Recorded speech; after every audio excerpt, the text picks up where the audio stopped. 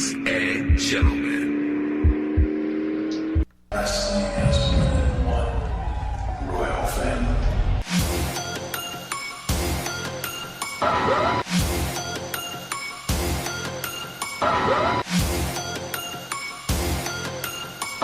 I am my kingdom!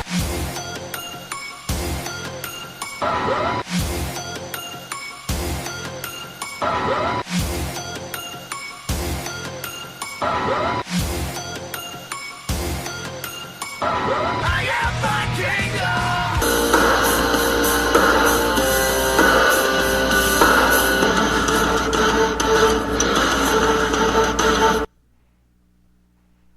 It started with a simple tweet when a wrestling fan asked Dave Meltzer, "Hey Dave, is Ring of Honor ever going to go to fill a 10,000 seat arena?" And Meltzer's reply was, "Not anytime soon." Cody Rhodes saw that and said, 5 words, not 4, 5 words. I'll take that bet, Dave. And a year ago, this coming Saturday, a year to the weekend, to the day, but not the date, the Elite proved they could do it. The Elite showed that they could change the wrestling world. And since then, they've also sold out Madison Square Garden because, make no mistake, that wouldn't have happened if people hadn't thought the Elite were going to be in that building at G1 Supercard. They sold out Caesars Palace in Las Vegas, and they have sold out 2 other shows that have been on BR Live, and now we are 5 days away from All In, All Out. Tonight, Jeff and I break down that card the way we broke down the initial card last week. This is All Out, All Elite Wrestling's last chance to hook people in before they start their TV show. How's it going, Jeff? Good. How about you? Good. One thing before we get into this, I do want to get out of the way. A couple of shameless plugs. Number one, check out our Patreon site, patreon.com/Kingdom of Honor. If you do a search for Benoit right now, up for free is our very first Legacy series that we did with Chris Benoit. That's normally in our top tier, but if you head there now, you can listen to it for free. Also on our YouTube channel, if you're hearing us on there, click that like button, hit the subscribe button, and we'll forever be in your debt. Making it quick and simple tonight. Yeah. Well, you're already in our debt because you get to hear this entertainment for free every week. So. Right, exactly. So, not really a lot going on in the wrestling world that isn't going to be impacted by what we're talking about tonight. So, I do want to say that we're, about a month and a week away from our second show on LOP Radio, our second weekly show on LOP Radio that's going to be reviewing the AEW TV show each week. And currently I'm planning on calling it AEW Wednesday Night War Journal, and we'll only be taking the AEW side because the NXT side is not going to be, should not exist, so we're not going to justify it. Yeah, unfortunately that is true. I can't disagree more. Less. I don't know.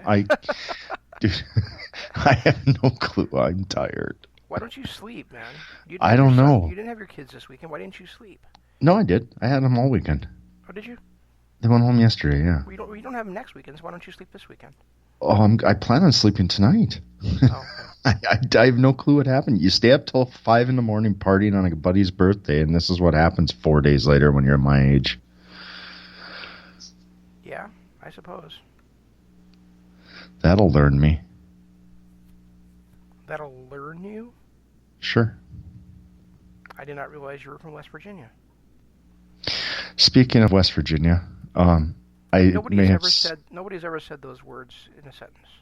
But there you go. I made a mistake. You can't search on Patreon, which I am trying to figure out why not. But if you go to click on the top and you hit the post button at patreon.com/Kingdom of Honor, up at the top of the home screen overview, posts and community, you can hit the post button and filter it by public, and then scroll all the way down, which is only 5-6 posts, and our Wrestling Legacy of Chris Benoit is there. So that's where you can listen to it for free. What in the world did that have for to a do limited with time? West Virginia? It didn't. I just tried to shoehorn that in there. Oh, so that's like when I used to say, it drive my kids nuts, or I would say, on a scale of 1 to 10, I really like that.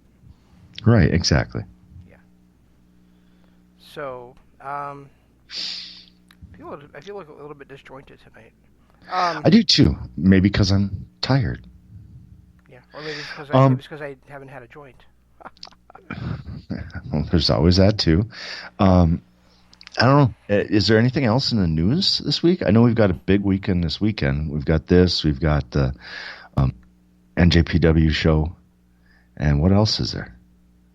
Well, there was just those 2 Ring of Honor shows that neither of us watched. There's this upcoming NXT UK Cardiff show on Saturday. And there's also the NXT, not NXT, but like you said, New Japan Rev Pro joint show called Royal Quest, right? This coming Saturday. Right, and Ishii and Okada are challenging. I want to say they're challenging for the tag titles, aren't they, against Suzuki and Zack Sabre? Oh, is that what it is? I could have swore that's what I heard. I thought it was Okada teaming with Tanahashi. Maybe you're right. It is Tanahashi. Sorry, my bad. It is Tanahashi. But it is for the tag titles. So that I did not realize. I mean, it makes perfect sense, but I did not realize that was the case. I'm looking up the card right now and make sure. And then the week after that, we have War Chamber coming to us from Major League Wrestling, and in addition to War Chamber, another been announced for that card that I'm pretty pumped for, which is on Brian Pillman Jr. Oh, wow, that'll be a fun match. I haven't gotten to finish watching MLW from last week. I won't see the Austin Aries Ace Austin match. Oh, okay. You didn't see that, or you did? I didn't. Well, I did, but I wasn't paying that close attention, and I realized who it was, and then I was like, okay, now I have to stop this and go back and watch it, and then just never got the time. Yeah, I kind of felt the same way. It didn't really draw my attention very much, honestly, which is surprising because I like both guys so much. But yeah, they basically, Aries has called out Teddy Hart, so I think he's just kind of has that match against Pillman as kind of an appetizer for his match down the road with the leader of the Hart Foundation. All right, so it looks like 4 title matches for NJPW and Rev Pro this weekend. Really? Okay. Yeah, it's the full card is Okada defending against Suzuki for the heavyweight champion. British champion is ZSJ against Tanahashi. Okay. Never is Ishii against Kenta. Interesting. And the IWGP Tag Team Champions, GOD, is defending against the winners of Road to Royal Quest tournament. So, I don't know what that means, but Ospreay and Robbie Eagles teaming up against Ishimori and Phantasmo. Did Robbie Eagles leave Bullet Club? Maybe. I thought Eagles might be facing Phantasmo at that show. Well, yeah. Yeah. Well, he is in a tag match. Ospreay and Eagles against the British Cruiserweight Championship, though. Oh, yeah. I think that's what it's called, isn't it? Yeah, I think it is. Middleweight? I don't know. I apologize. I'm not. Middleweight is what MLW has. I apologize. I'm not Neither up. one of us follow RPW closely. I really want to know why Robbie Eagles is, or am I wrong on that? Was it somebody else? Robbie Eagles. Well, remember his match against Ospreay in Australia. There was some issues with him and Phantasmo. No, I totally remember that. I just didn't know if he actually left Bullet Club or not. It would make sense. They just added Kenta and Phantasmo. So how many more members do they actually need? Robbie Eagles has turned his back on Bullet Club and joins Chaos. It happened the night after that Australia show that we watched. So it's been a while. I'm glad he joined Bullet Club. Did he really have to join Chaos? I mean, does everybody in that organization have to be part of some kind of stable? It must be. I guess. I don't know. We've had that complaint for a long time. There's really nobody that's out on their own. Even the guys who are out on their own are part of little Tanahashi's little group. Yeah, Taguchi Japan. Right. So it's like there's nobody that's not in some, and for some reason the only team that actually is a team is Bullet Club. Well, and LIJ, but LIJ doesn't seem to really have each other's back too much. Yes, folks. G1 Climax winner from 2018, former 6-time NJPW, IWGP Heavyweight Champion, is not the leader of his own stable. He is a member of Taguchi's stable.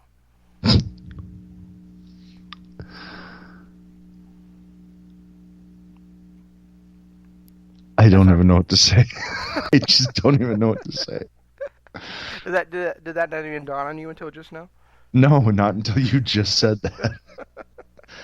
I don't know why it didn't, but it didn't for some reason. Yeah. So ridiculous.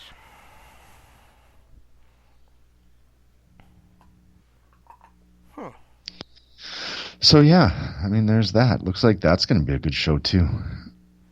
Yeah, and do you have the lineup for the NXT UK show there too?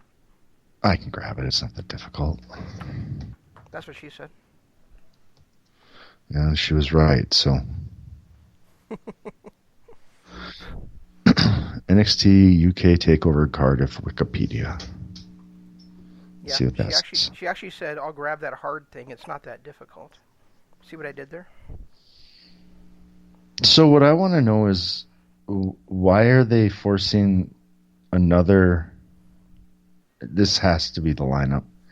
Toni Storm and Kaylee Ray for the NXT Women's Championship, and that's the headlining.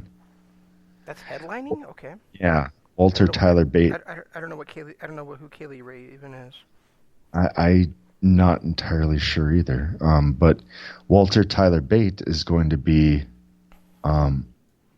leading into that one, which doesn't make sense to me because you've got what's considered one of the most dominant wrestlers in the UK going up against the first ever UK champion. Why would that not be headlining? Because they have to show that they can also have chicks headline. I don't know.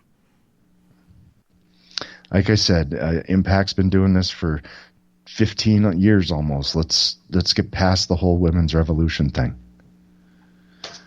You don't have to force feed it to us anymore. Gibson and Drake are up against Andrews and Flash Morgan Webster versus Gallus. So Mark Coffey and Wolfgang. That's a triple threat match. Yep. And then Dave Mastiff versus Joe Coffey, which is one that I can't wait to see. And Travis Banks versus Amdar, which I don't care. There's somebody missing on this. Who's missing on this? The Scottish kid. Oh yeah, what is his name? We don't watch the show enough to. I just don't have time unless it's during a special like this. I just don't have time to shoehorn it in. But what's that guy's name? Kaylee Ray won a battle royal for the opportunity to face Toni Storm. Okay, good for her. There's no picture of her, so I have no clue who she is. Yeah, I mean, I'm sure we'll watch it. I'm sure we'll cover it, but But like you said, we really don't have time to watch NXT. We don't even watch NXT regularly, much less NXT UK. About the only show we can really fit in with all the stuff we have on is MLW. That's right now. And I'm going to have to find, obviously, time for AEW. Wednesday nights at 7 o'clock. Yep. Central Well, I Time. guess I just found my time for that. Yeah. And you'll have to, I don't know, you'll have to have Arlo sit close to the furnace for those 2 hours or something. Not close to the furnace.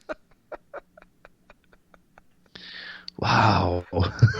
Oh, did I say the furnace? I meant Doug Furnace. Yeah, that's even worse. Oh, okay. I tried. Unless LaFawn is there. There was my money.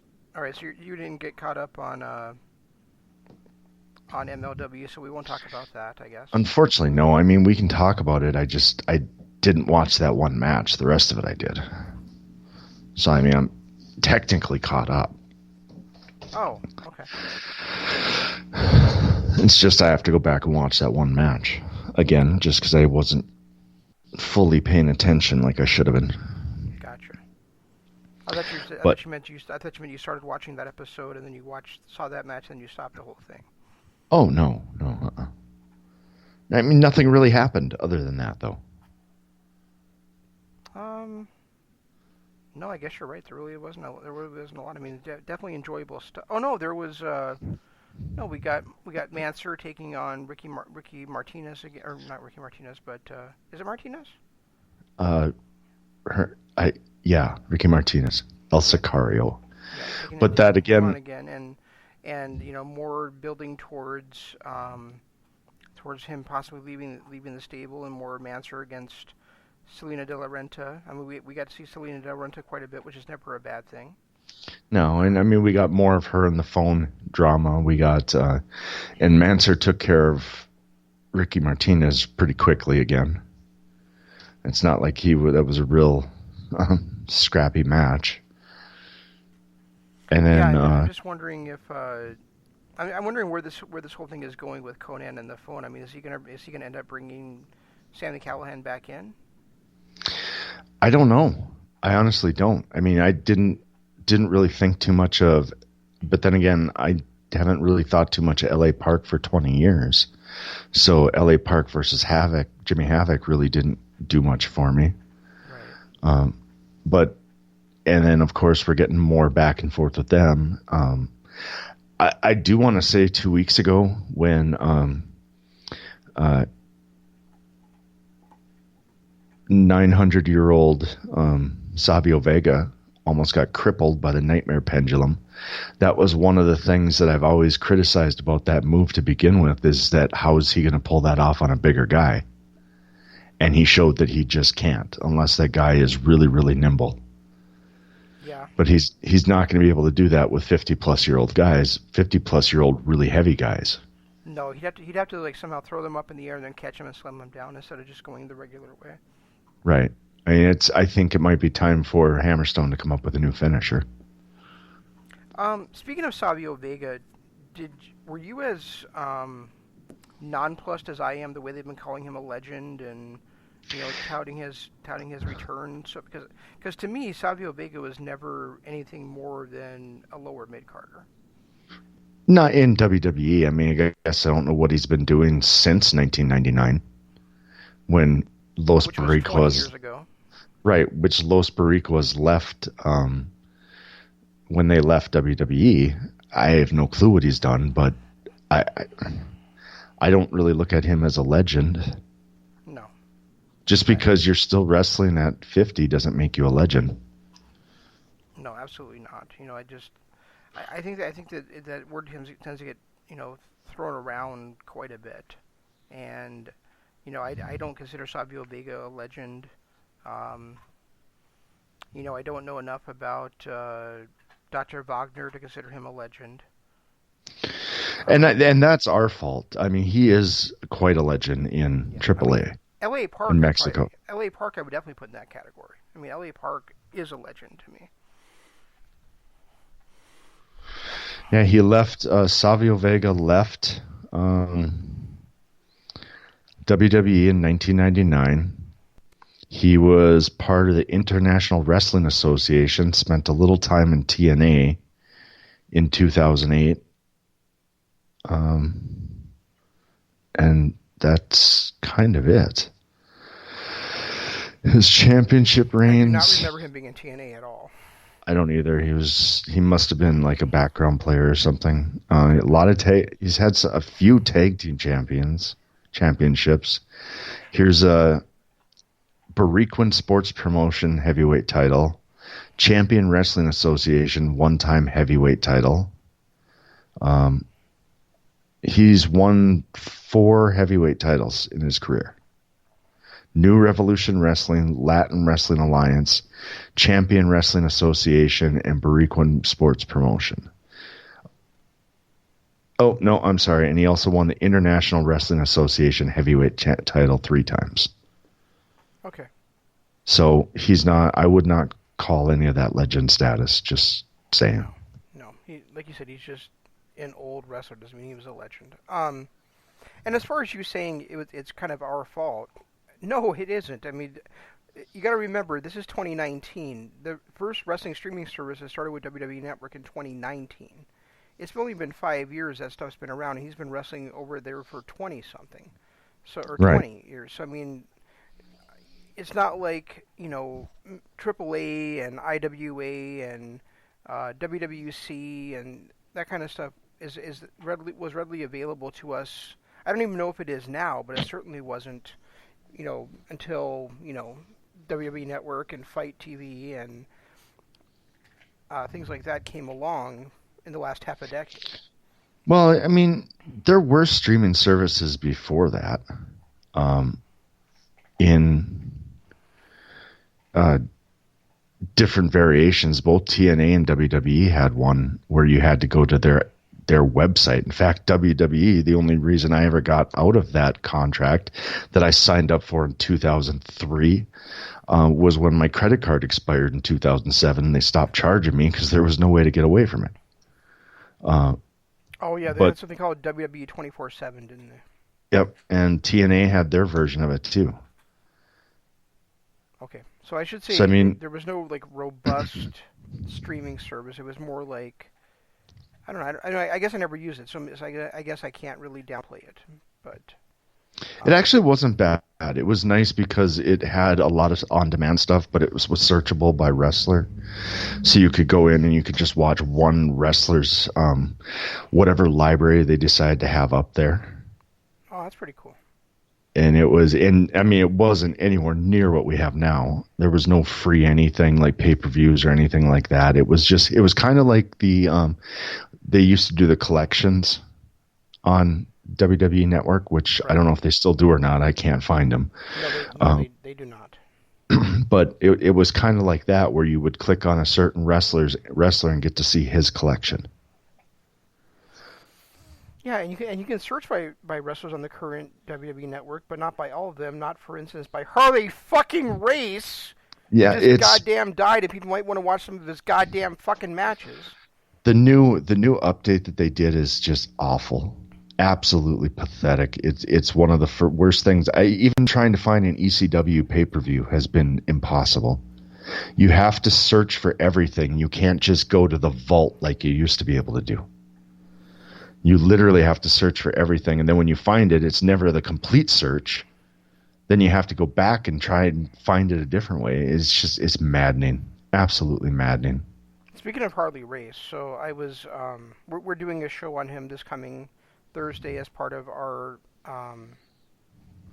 Desert Island series, and I was searching for, and I knew he had faced Hulk Hogan on one of the Saturday Night's main events, and I thought, well, I'll give that one a shot just to see a match with him in WWE and see how he did there. And it took me like 3 times scrolling through the wrestling shows to finally find Saturday Night's main event. And then I did find it and I was able to watch it, but it's just like an example of what you're saying, is that it's hard to find anything on there, even if it's like right there in front of your face. Nothing pops out really. Yeah, it's maddening trying to find anything on there anymore. Now, Dr. Wagner, another one of those older guys who they're calling a legend. He was in Universal Wrestling Association from 87 to 93. Then he was CMLL from 93 to 2009. He spent a little bit of time in AAA starting in 2014 and Lucha Underground in 2016. So he, again, is another one of those. Is he a legend just because he's been around forever? Right. I mean, I'm looking at his list of titles, and he's held he's held the tag team titles, World Trios titles with some actual legends, like Black Tiger 3 and Ultimo Guerrero. He's been a heavyweight title holder on a number of occasions in different promotions, twice in CMLL. But no, this is another guy, and 3 times in AAA. But this is another guy that I would not necessarily say is a legend.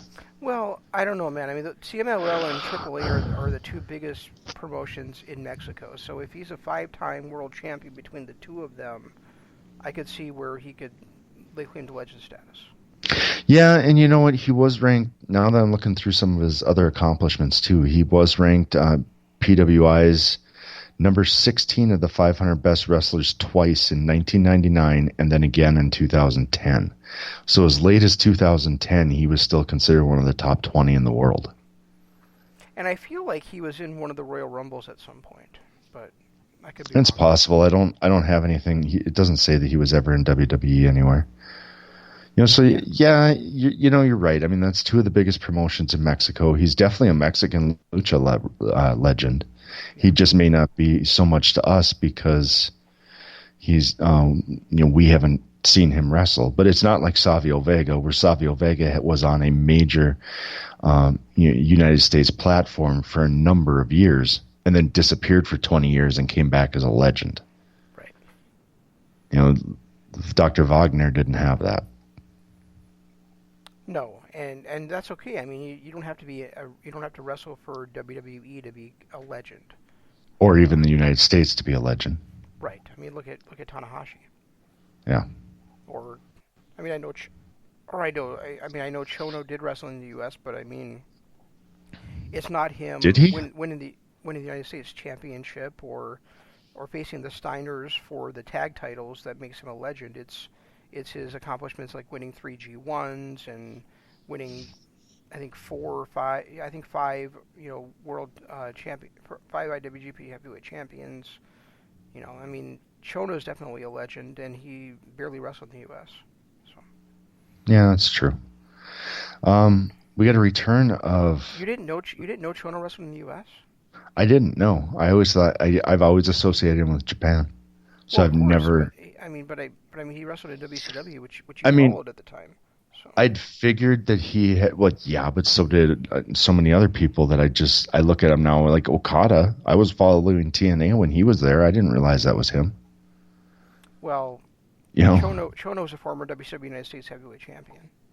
He lost the title to the one-man gang. Didn't Sonata win the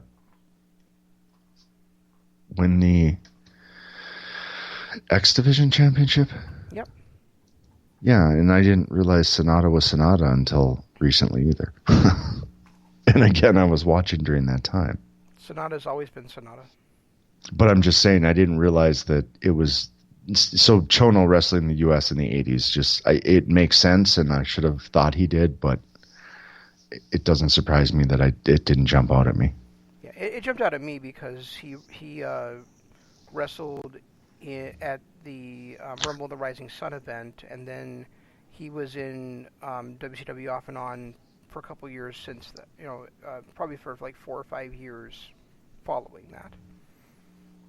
He had a match against, I believe, Lex Luger at that Starrcade 95 show where it was WCW versus Japan.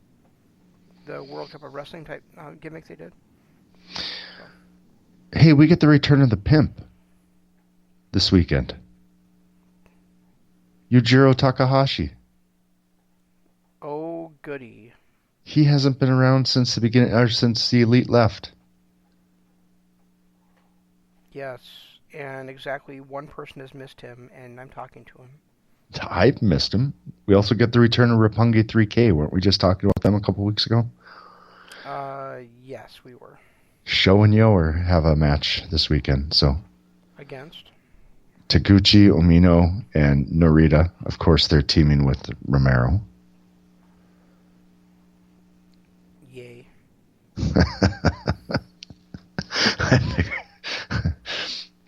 Kind of figured that'd be your response. Actually, this looks like a fairly decent card. Okada Suzuki should be a really fun match, and so should ZSJ versus Tanahashi. Yeah, I'm confused because I thought I had read that Okada and Tanahashi were teaming up, and maybe that was on one of the Road 2 shows or something. Well, that's what I thought too. I thought I'd heard that Okada was teaming up with somebody, Tanahashi, and that for against Suzuki and ZSJ for the tag belts. But I guess maybe, like you said, maybe that was a road show. Maybe some plans changed. I don't know. Yeah, I have no idea. But yeah, those should both be fun matches. I know that ZSJ wanted to be, in the main event of that show, challenging for the IWGP Heavyweight Championship. But facing Tanahashi again for the British title isn't too much of a consolation. And watching the way Kenta was during that G1, I'm looking forward to him against Ishii. Yeah, do you think they're building to him versus Shibata for that title at Wrestle Kingdom? I really hope so, as long as he's healthy. Right, but I mean, I never saw that attack you saw, but you said he looked like he was taking some pretty hard shots in that one. He looked like he was taking some pretty hard shots. Yeah, he looked like a man. He looked like a man possessed. Like he was not holding anything back, and they beat the hell out of him too. So. Speaking of hard shots, I'm looking at this card for All Out, and a match that I thought they were booking for this is not on there, because I was expecting to see. Wow, I just totally lost out of my head.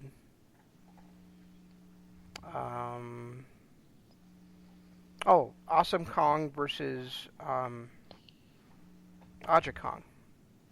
Yeah, I know we thought about that because that was one of our ones that we thought they actually announced there for a while. I'm actually surprised that there's only one match on the buy-in show, and we don't have Sammy Guevara anywhere on this card. No, Sammy Guevara's not on the card. MJF is not on the card. Well, yeah, isn't MJF injured? No, he's not. No. I don't think he is. No, he's not. That's Teddy Hart. I got the two confused. Okay. Yeah, and that's another thing too. I don't know if this is just them being dicks or if this is part of the storyline or what, but to call Teddy Hart a drug addict when he's legitimately out for an injury, and that's what they're saying is his reason for not being on TV, that's a little lowbrow for me. That's one of the few missteps I've seen out of MLW so far. Why do you have a problem with it?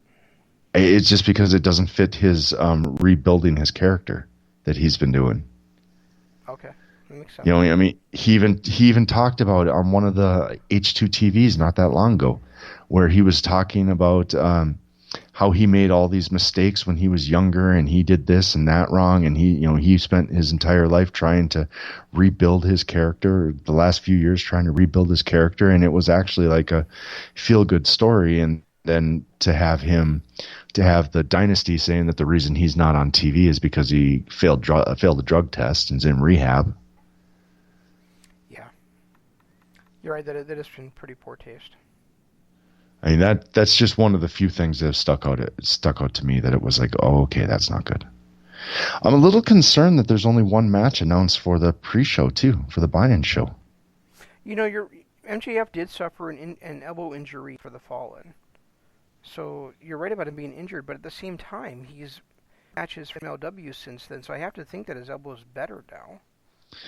You would think that, well, MJF taking on Teddy Hart for the middleweight title. yeah, but they usually tape a month ahead of time. Yeah, And today is August 26th. He was injured on July 14th. wasn't that long ago? Yeah.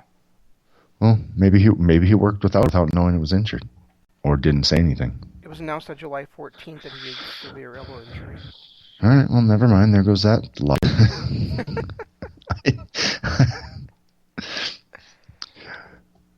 I'm actually looking forward to Private Party versus Evanton and Helico. That's going to be a fun I was match. excited when I saw those. That's excited when I saw all four guys were on the show, and when I saw they were facing each other, I was excited too. So yeah, I'm definitely looking forward to that. I wouldn't be surprised if the women's casino battle royale is part of the pre-show though too. You know, no, well, yeah, it is part of the pre-show. You're right, it is. That much. And it looks like Riho versus Shida of it too. I think there's some unannounced matches, to be honest, because there's only 7 matches announced. Well, 9, I guess, if you count the Battle Royal and the tag team match. But why did Riho and Shida get a match on the pay-per-view when there's so many other people that are left off? Where's a boy and his dragon? Well, here's the thing. You should not be booking to get everybody on every card. No. It's okay to leave guys off. I guess they do already have 3. And they're trying to make sure that they promote tag team wrestling and women's wrestling at the same level they promote singles wrestling. So there's 3 tag matches on the card. There's 2 women's matches on the card. There's Janela versus Havoc versus Darby Allin. So I mean, getting Allin on the card to me trumps getting a boy and his dinosaur on the card. Yeah, that's true. Especially when they've got 3 tag matches already on here. Yeah, and they have Sean Spears on the card. So right, with Tully Blanchard. Right. Speaking of which, holy shit! I watched that episode, episode 6. Wow, was Brandy intense? Wasn't that awesome? Wow. Probably the best female promo I've ever seen. Yeah, I would have to agree. That was amazing. That was absolutely amazing. My favorite part of it was, while you're grasping for excuses like they're air, I could have drowned you in the answers, you stupid son of a bitch. Yep. That one, and when she was talking about how he keeps coming up with excuses and reasons why Cody is always at the top, and not looking past the fact that he's actually worked his ass off to get there. Yeah, something like, let me think. There's a difference between a wrestler and a pro wrestler. Right. And my husband is a goddamn exemplary pro wrestler. Yeah, that was an amazing promo. Absolutely amazing. Yeah. And I also loved when she was talking about the things that she's seen her husband do, including taking a moonsault off the top of a 20-foot steel cage only to eat shit.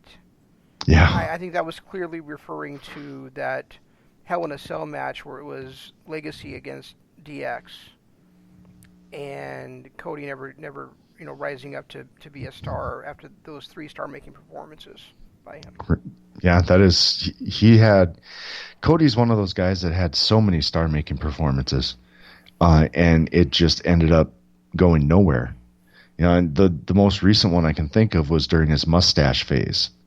Well, I guess most recent one in WWE was during his mustache phase when him and Sandow were a team, and he was the shining star of that Money in the Bank match. He was the one that was the MVP of that. And when Damian Sandow walked out with the briefcase, it was like that would just push Cody right back to back to mid-card status.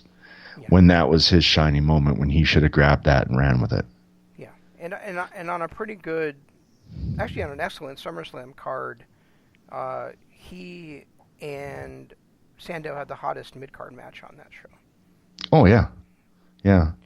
And then, then he got shuffled into his gimmick with his brother, which wasn't bad until he went all Stardust. But it was nowhere near the level that he should have gone, because that was after his, when he was wearing the face mask all the time in the start of it, or during his mustache phase, which I thought he was at the top of his game then. If there was ever a time to strike with him, that would have been it. Yeah, I agree. And I'm not going to say it went nowhere, because without all that stuff, AEW may not be here right now. Yeah, that's true. So maybe it went exactly where it was supposed to go. We all arrive at the destinations that we're meant to arrive to, or as my favorite Angel character said after quoting my second favorite last week, we all get what we deserve, by Wesley Wyndham Price. From the iconic Angel episode, first episode of season 4, Deep Down. Yeah, wasn't that the episode where he introduced me to my favorite drink for a long time? A shot of whiskey in a beer. It could have been. That's the one where he pulls Angel out of the water. Yep. Yeah, I think that's the one. That's the one it is. Also has the classic line, "I'll take away your bucket." Yeah. He's had quite a few of them. Yeah. So we get our first look at Teal Piper this weekend, which will be nice. Yeah. Did you watch that episode of? No, it's on my list. I was trying to find it before the show here after I watched that episode 6, but I couldn't find it. I couldn't figure out which one it was. It's episode 4, I believe. Okay. But yeah, I mean, I told you already, but just in case their audience hasn't seen it, Teal Piper is the daughter of Roddy Piper, and she was talking about how while he always loved the business, he didn't love the idea of his kids getting into the business. But she talks about how she tried other things, but she never lost her love for the business, and so she wanted to do it, and she wanted to feel closer to her dad, and so she became a pro wrestler. And there was a great scene, like a casino type scene, where Jake Roberts was dealing out the cards for this casino battle royale, and he dealt a card out to Teal, and she kind of smirks and says, "I bet you think you have all the answers. But where I come from, we're taught to change the questions." So, really good stuff. I'll have to watch that. Yeah. And of course, because Jake was dealing the cards and he was standing there with his cigarette smoking, like an old school casino dealer would be doing. They were saying, "Well, aren't you promoting smoking and for the kids?" It's like, oh my God, people. The more and more I look at this card, the more and more I feel like it has an all-in type feel. I think especially with what happened this weekend. Well, yeah, with Pac and John Moxley and all that, yeah. Yeah, Moxley's infection that led to him having to pull out, and I loved the way he phrased that. He said he was gutted to have to drop out of the fight. And I feel like he is. I feel like he is a. We talked about this before when we both listened to his podcast with Chris Jericho. That he felt like a down to earth guy that we could easily sit down and have a beer with and have a long conversation with, and I can totally feel where he's coming from. Where this is his chance on the big stage for the first time since leaving WWE on a major pay-per-view, and he has to drop out of it because of an infection in his fucking arm. Well, did you read his tweets? And he said he announced it because he came out and broke the news, and he said, right. I'm absolutely gutted to have to deliver this news, but I'd rather it come directly from me. In a nightmare scenario, a serious case of MRSA has returned to my elbow. The timing couldn't be worse in this circumstance. I'm forced to pull out of the fight 831 versus Omega at All Out. Yeah. And then he said that he's, in a later tweet, he said, I apologize to all involved, most importantly the fans. I'm incredibly frustrated and pissed off. I'll have surgery this week to remove the bursa sac in my elbow and be done with it for good. Should be a quick recovery, so I'll be 100% for AEW's Wednesday nights on TNT. Right. Yeah, I did read that. And I actually have mixed feelings about this because I was really looking forward to seeing Moxley against Omega. But at the same time, due to Moxley's schedule in Japan, due to the late schedule of AEW, we really didn't get a lot of build-up for what should have been a huge grudge match. Right. And I think that this is an opportunity for these guys to build up their feud more on AEW TV and main event or semi-main event, another pay-per-view down the line. I don't. Right. I think this is. I'm not going to say a blessing in disguise, but I think that it was coming in feeling a little bit flat when a grudge match should not feel that way. And there's already a huge grudge match on the show between Cody and Spears. So, well, and not just that, but there's a huge grudge match between the Lucha Brothers and Young Bucks too.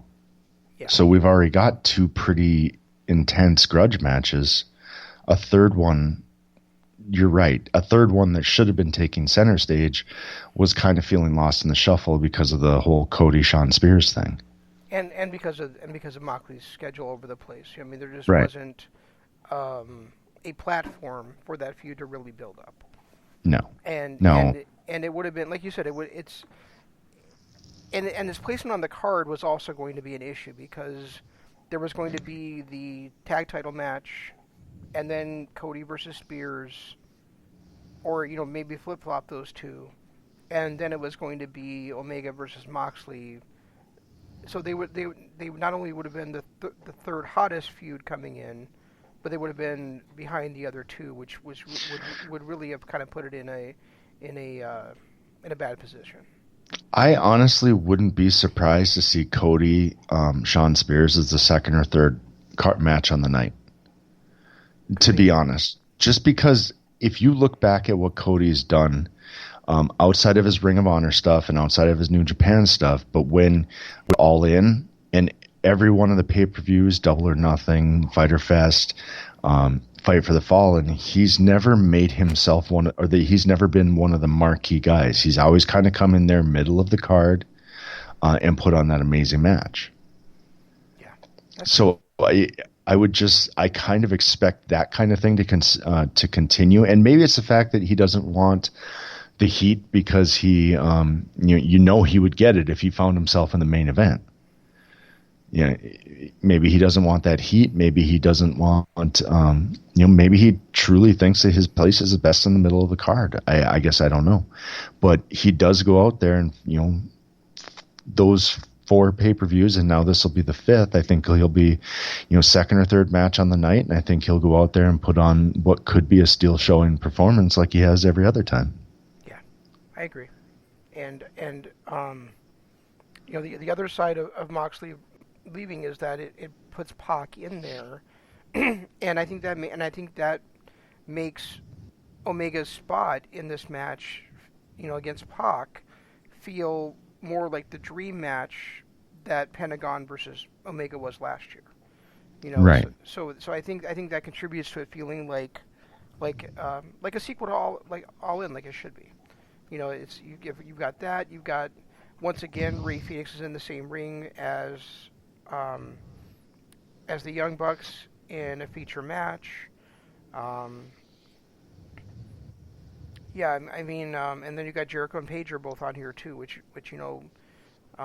is huge. So, and then you got the Battle Royal to start the show. You got the tag team match to start the show. So, yeah, I mean, I think it feels a lot like All In, and I'm not mad at that at all. I'm not either. It does have that feel, but like you said, I'm not mad about it. It's actually, another way that we could phrase it is it feels like All In as a preview to a world title match. Yeah, that sounds about right. I mean, we did have a world title match on All In, of course, but it was for the ROH world title, and it was third from the top of the card. 4th from the top of the card, something like that. I'm trying to look up Pac right now. Is he still with Dragon Gate? He's still with Dragon Gate. I don't know if he's still the Open the Dream Gate champion though. Because I thought he had quite a Dragon Gate 2018 to present. Let me see. Pac defeated Matsuo to win the Open the Dreamgate Championship at Crooked Hall, and he would hold the championship until July 21st, 2019, when he would lose it to Ben K, ending his 229-day reign. And he was also part of Defiant Wrestling, and he's their last champion, wasn't he? I have no idea. I didn't know that Rampage lost the Defiant Championship. Pac, I'm pretty sure, held it, didn't he? I could have swore he did. You just said that. You were the one that was following that crap, not me. No, he didn't. He didn't actually win it. I thought he did. So Rampage was the last champ. Okay. Yeah. So I mean that. I wonder if him losing the championship got rid of those creative differences, allowing him to come back into AEW. Because there was a couple of rumors about what those creative differences were. One of them was that it was actually a cover for the fact that he couldn't get his green card in time. The other was that the creative differences were that since he was the champion of Dragon Gate, he was not willing to come in and lose a match to anybody but to Hangman Page, as what was planned for Double or Nothing. Well, and I think I kind of side more with the green card thing because he wasn't the only person having issues. Right. There were a couple of other higher profile wrestlers in different organizations that were having issues getting into the United States too. Kenny almost didn't make it from Canada, for crying out loud. Yeah, that's weird. So, I mean, there were a lot of people, not just in the AEW roster, but just I'd heard rumors of other people and other things having to cancel because they couldn't get into the U.S. borders during that time. So. Yeah, and honestly, if it were me, as much as a Kenny fan as I am, I would book Kenny to lose this match.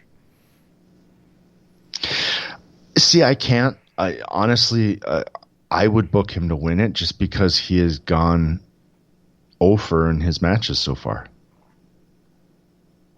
Yeah, he lost on pay-per-view. Yeah, he lost to Jericho. The Bucks and him did win that tag team match at Fyter Fest, but then didn't he lose at Fight for the Fallen too? No, he beat.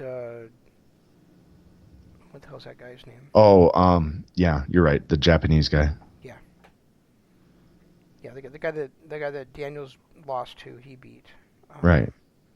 But yeah, on pay-per-view, so far he's 0-1. I don't know. I don't know. Maybe it is time for Pac. I mean, did you want to go through that? Who should and who will? Yeah. So we're going to try something this week, folks. We're going to try where I'm going to say who will win each match, and Jeff's going to say who should win each match, and why.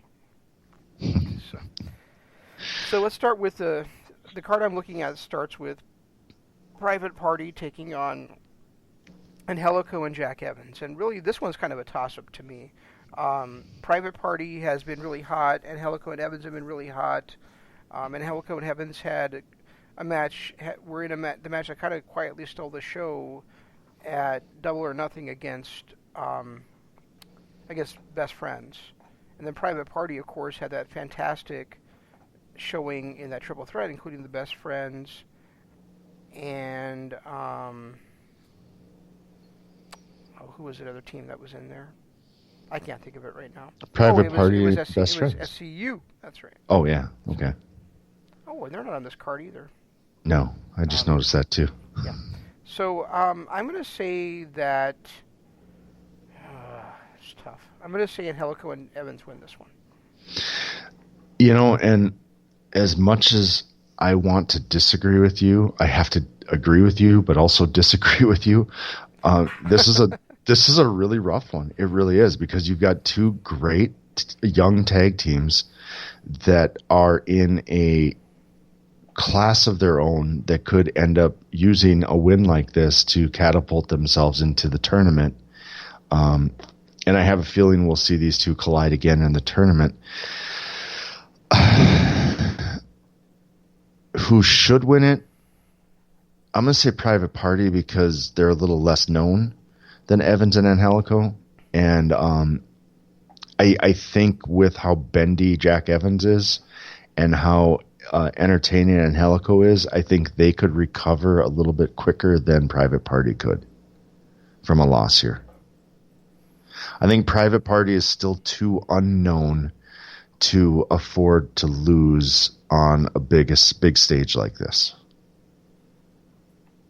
Okay, that makes sense. The other thing is that, and this might support your argument actually, is that Private Party is going to be facing the Young Bucks in the opening match of the tag team title tournament. Yeah, and they're going to need momentum for that too. Which I think is on week 3 of AEW television, if I remember correctly. It's either week 2 or week 3. I mean, don't get me wrong. I think Angelico and Jack Evans should win this match too. Honestly, this is a legitimate toss-up. But I think if it breaks right down to it, Private Party has more to lose by losing this match than Angelico and Evans does. Yeah, it's really kind of an interesting situation because they're putting, like you said, they're putting two young tag teams against each other. There's really no. This is really gonna have to be a situation where it's booked perfectly for one team to go over, one team to get over, because because Angelico and Evans while they're known to us and they're known to hardcore wrestling fans, they're known to Lucha Underground fans, they're known to AAA fans, but when it comes right down to it, they're not really the veterans that Private Party can get a rub from. Right. So this is a weird situation where this is kind of like the Kip Sabian Sammy Guevara match from Double or Nothing, where it's like this could easily steal the entire night. Right. A lot like that match almost did. That match was so good that it almost stole the entire night, and it was a way to get Kip Sabian, who was the lesser known of the two to American fans, over, but. So Sabian went over in that, and Guevara, because of his performance, went over or got over. And I think we have a similar type of thing here where I just feel like Private Party is the lesser known of the two. So this would be a good spot for them to be in that Kip Sabian role. And Angelico and Evans, because of how good they are and how talented and how flashy they are, could easily fill in that Sammy Guevara role. So this is a situation here too where Private Party like Kip Sabian could get the win, but Angelico and Evans could definitely come out of this looking better than they did going in. I think Private Party might be the better known of the two teams to casual/lapsed fans, because Angelico and Evans, even though they had that outstanding match against Best Friends at Double or Nothing, have not been on any of those shows since. Private Party was in both the Casino Battle Royale, and they were in the opening match of Fight for the Fallen, which was on free TV. So I think that it is. So I think it's kind of. I think Private Party, might be more known to the casual fans than Angelico and Evans. Yeah, and that's possible. I mean, we know Evans mainly because of our AAA, watching AAA and Lucha Underground and everything, and Angelico, of course, from watching Lucha Underground. So, well, Evans I know from when he was part of No Remorse Core in Ring of Honor. Oh, really? Okay. Yeah, I guess I didn't watch back then, but it just, to me, because they're more the veterans. And I've seen them in more situations, they feel like they're the more well-known of the bunch of the two. But you're right. I mean, Private Party recently has had a little bit bigger spotlight. So, like I said, this is a pick-em. It really is. It really, truly is. But I do believe that Angelico and Evans fits more in that Sammy Guevara flashy role, where I think they could easily get over in a losing match. The next match, I have no idea who to pick, partly because I have no idea who the winner of this is facing. Like I said, I thought it was going to be the Kongs against each other, but Riho versus Hikaru Shida, does that really feel like the winner of that match is going to be wrestling for the women's championship. Well, Riho has, and I'm sorry, I don't mean to cut you off here, but if you think about it, Riho has been the talk of every show so far. She's been in, the tag matches. She's been in the 4-way matches and 3-way matches. And, every match she's been in, she has been the highlight of the women's matches. So it's not surprising to me to see her here. I would have thought she would have been up against somebody a little more well-known than Shida. Mm-hmm. But I understand why Riho's on. Oh, yeah, me too. I'm just not convinced that Hikaru Shida would be in a match where the winner of it gets a shot at being the first ever women's champion. It's not Riho that's making me feel that way. It's Shida. Wow. I'm still gonna go with. Oh no. You know what? I'm gonna go with my heart and say Nyla Rose wins the Casino Battle Royale. I know it's not gonna happen, but I'm picking Nyla Rose. Oh, so you jumped ahead to the Casino Battle Royal and just didn't even bother with this one? Well, no, the Women's Casino Battle Royale was the second one on my list here. So. Oh, is it? I thought Riho. See, second on my list is Riho and Shida. Okay. Well, no, Riho versus Shida. I'm gonna say Riho goes over. Riho wins that one. But you think Nyla Rose? I'm gonna. No, I don't think it. But that's what my heart. But I'm going with my heart. So, I'm going Nyla Rose. Honestly, I'm gonna have to side with you. That's who should go over and win that battle royal. I still don't believe that Britt is ready for that spot. I think Awesome Kong has other things going on that she doesn't need to win that battle royal.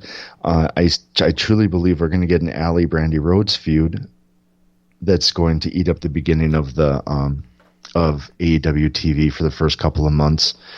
It kind of leaves Nyla Rose as the only other one out there to actually be in that position to put on a great match against Riho for the women's belt. If that's where they're going, because the card I'm looking at does not say that Riho versus Hikaru Shida in that mix for the championship. I guess I don't know either, but well, that's an echo. What was that all about? Oh, my headset came out again.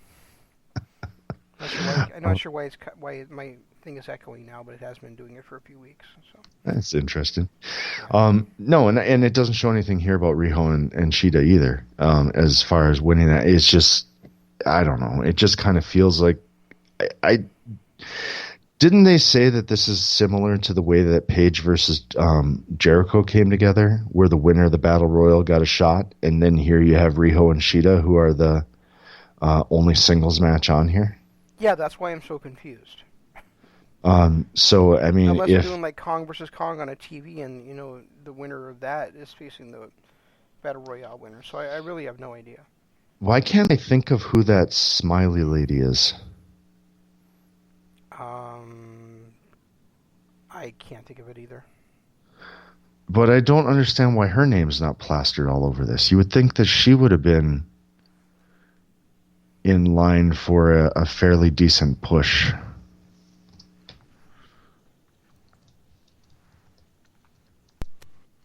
What the hell is her name?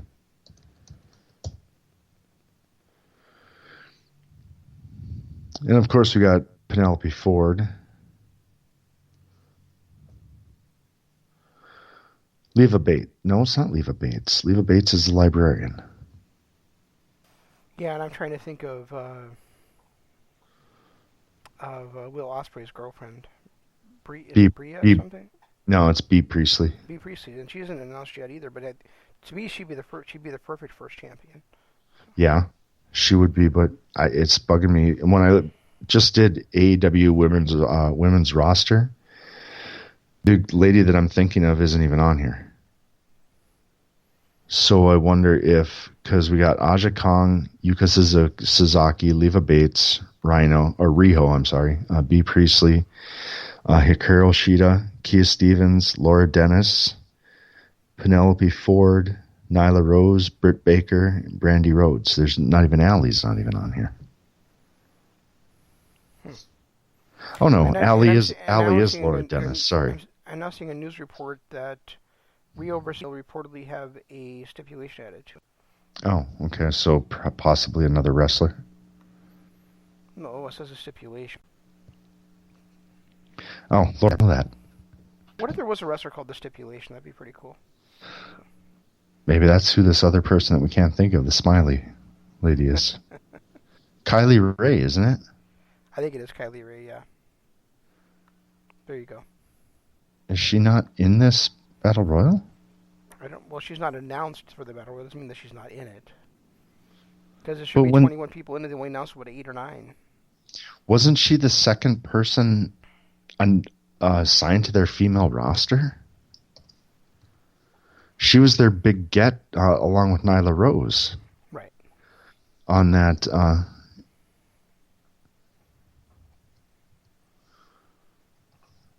on their announcement show. Yeah, I see.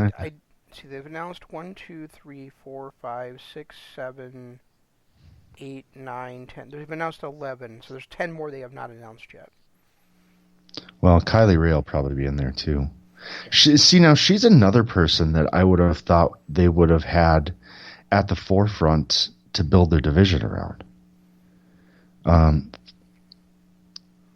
mean, she hasn't been a wrestler for a very long time. She was trained by Booker T. I was going to say, except for she's not very good. Well, she's only been, and she's not very interesting.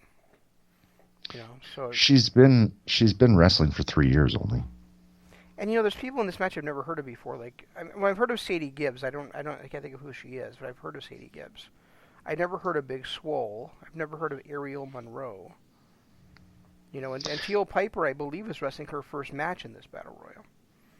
Yeah, and then Ivelisse, which is, I think, a good addition. Oh, absolutely. That's a huge addition. And also Jazz. I think Jazz brings a great veteran presence to this.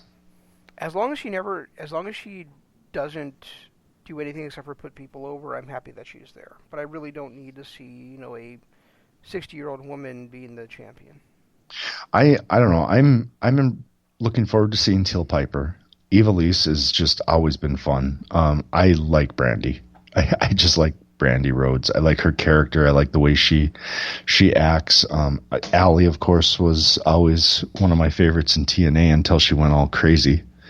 And I do like. I think this is going to be a lot of fun and something definitely unique to have the women's casino battle royal like this. I wonder if they're going to do it the same way, where you have groups of people come out and then the wild card at the end. Yeah, they are. That's why I was saying that Jake Roberts was dealing out the cards, because he was dealing out the suits for them. Okay, yeah. So, their wild card is probably going to be that person that we are least expecting. So maybe that's where Aja Kong comes in. Could be. Yeah, I have no idea. I just think it's weird that they would set up that match between the two big behemoths at I think it was at Fight for the Fallen, and then not even do anything further with it. Was it Fight for the Fallen, or was it Double or Nothing? No, it was either Fight for the Fallen it was either Fight for the Fallen or a Fighter Fest. Fighter Fest. It wasn't. It was not at Double or Nothing. Was when she came out and she was part of that format. She turned the triple threat into the Fatal 4-Way. Okay, yeah, you're right. Okay, so yeah, it had to have been Fighter Fest, because I think that's when Allie and Brandy faced off. Yeah, I think you're right. Oh no, Fight for the Fallen. Fight for the Fallen. Okay, one of them. Yeah, Fight for the Fallen was the most recent one. Okay. Yeah, so Fight for the Fallen. Okay. Yeah, that doesn't make sense, but maybe they'll expound on it a little bit here with the paper, or with the Battle Royal. The other match, I think Rio's going to win, just because she's the one that's kind of stolen the show for the women in the last three shows that we've had. I agree, and this is an organization that has not shown a propensity to do 50-50 bookings, so I do think Rio's going to win that one. And I think she deserves it with her performances. That's who should win this match, is Rio. And so I think we're in agreement here on two of them. So next up we have on my list Joey Janela versus Jimmy Havoc versus Darby Allin. And this one is another one that's just up in the air for me. Wow.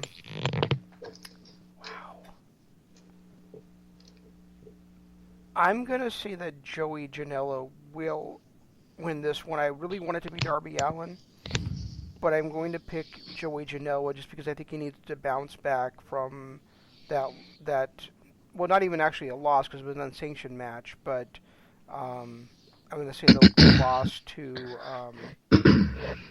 Dean Ambrose, to John Moxley. Excuse me. I need to wash my mouth out with soap now. Right. I think Darby Allin should win this. I agree with you. I think Janelle is probably the one who's going to win it, but I think Darby Allin is the one who should win this.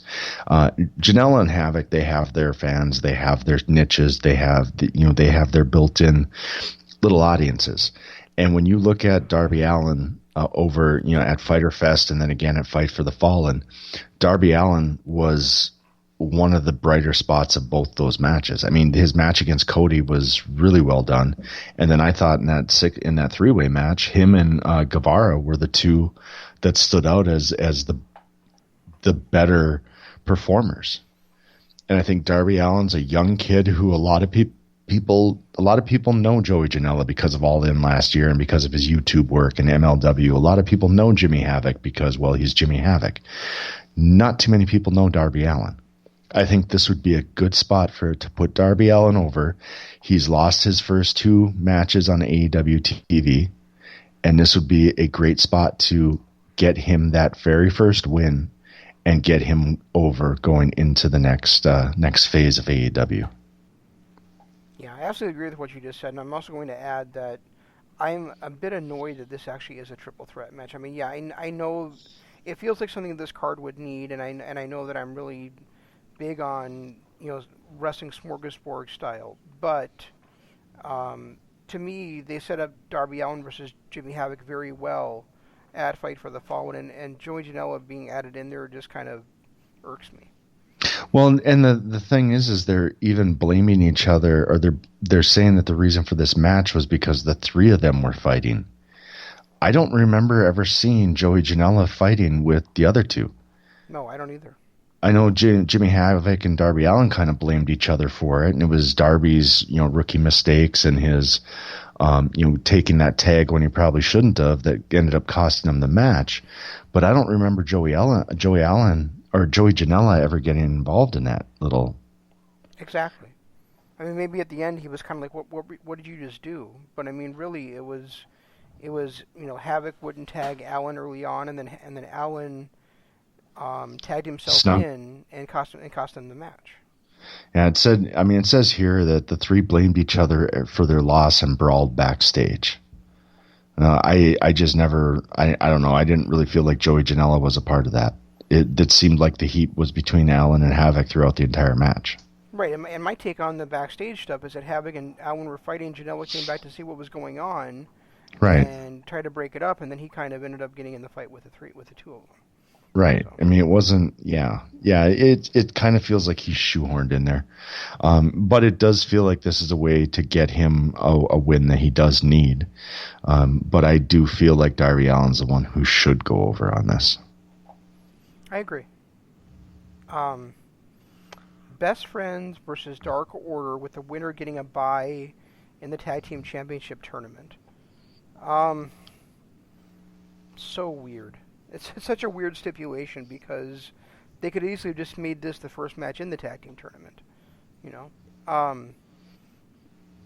I don't know, and then they would still get a bye through the rest of the time, I guess.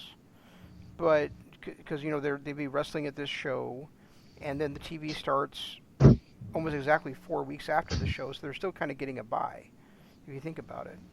I'm gonna say that they've been building Dark Order up way too much for them to lose this one. So as much as I like Best Friends, as much as I would probably prefer Best Friends to win, I think Dark Order is going to win. And Dark Order's who should win.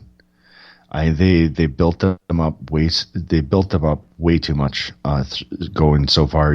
Not just the three shows that they've had, but also being the Elite Series and everything else they've done on YouTube they built these guys up to be unstoppable, and they need to have that win over, and not just a win, but a dominating win over Best Friends in order to cement the hype, basically, because these are two guys that outside of us hardcore fans, nobody knows who they are. You know, we know them as Super Smash Brothers. We don't know them as the Dark Order. And there's a lot of people that have never seen them in the ring. They don't know what they can do. And even that triple threat match that they had, they just never really, they kind of dominated it, but at the same time, they never really showed what they can do. So it's going to be a fun thing to see it. And I think the way that they've been built up, they have to win this match. Yeah, I think if you look at the structure of AEW so far, there have been two tag teams that are far and away above all the other tag teams, and that's the Young Bucks and Lucha Bros. But then if you look at the rest of the tag teams, Best Friends have been built up as the top of the rest of the tag teams. And so Dark Order coming in here and getting a dominant victory over them puts them right in the driver's seat for those tag titles, which I think is where they belong. Yep, I agree. And that's why I think that's why they should win this. And now we head toward to kind of the main event portion of the show. Starting with Cody versus the Perfect 10, the chairman of AEW, Shawn Spears. And Cody is undefeated in singles matches so far in AEW. I cannot imagine he's going to lose to fucking Ty Dillinger. So I'm going to say Cody is going to win this one. Yeah, I'm going to agree with you that Cody's going to win this for a lot of reasons. But if we're trying to build future stars, if we're trying to build up this organization and get believable people up there in that upper echelon with Jericho, Omega, Pac, Moxley, and Cody, this is the type of match that could put Shawn Spears over and get him on the way to that believable upper card status.